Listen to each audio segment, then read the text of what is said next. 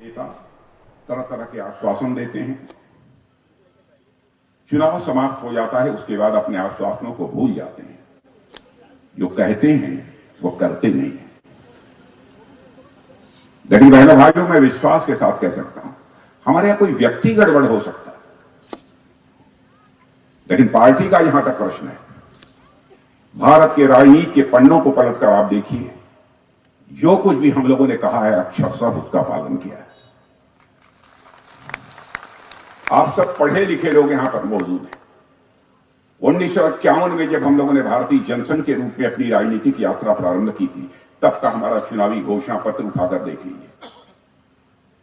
बाद के चुनावी घोषणा पत्रों को भी उठाकर आप देख लीजिए। जो भी हम लोगों ने कहा था अक्षरशः उसका पालन किया है।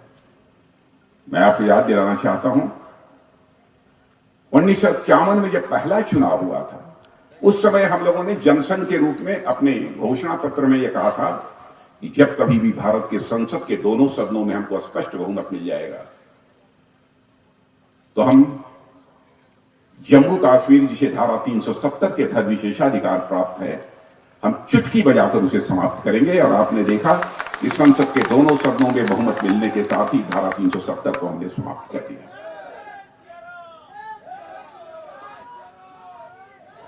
1980 में जब हम लोगों ने भारतीय जनता पार्टी के रूप में अपनी यात्रा प्रारंभ की, उस समय भी हम लोगों ने कहा था,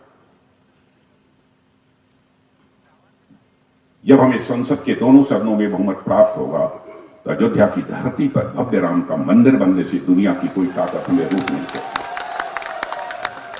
बहनों भाइयों, आपको आमंत्रित करने के लिए आया हूं, और हमारी जो यहां सरकार बनने जा रही है उसका यह फैसला भी है। लोगों को दर्शन कराने के लिए, विशेष रूप से बुजुर्गों को, महिलाओं को, वो अयोध्या ले जाएंगे। 22 जनवरी के बाद जब रामलला की प्रतिष्ठा हो जाएगी, तो उसके बाद आप कभी भी जाकर वहां दर्शन कर सकते हैं। इतना ही नहीं, मैं सारे विवादों की चर्चा करूंगा तो लंबा समय लगेगा। हम लोगों ने कहा था हम नागरिकता कानून बनाएंगे, बना देंगे। किसी भी जाति की, किसी भी धर्म की कोई मां क्यों न हो, बहन क्यों न हो, बेटी क्यों न हो, सबको हम लोगों ने बराबर समान नजरिए से देखा है।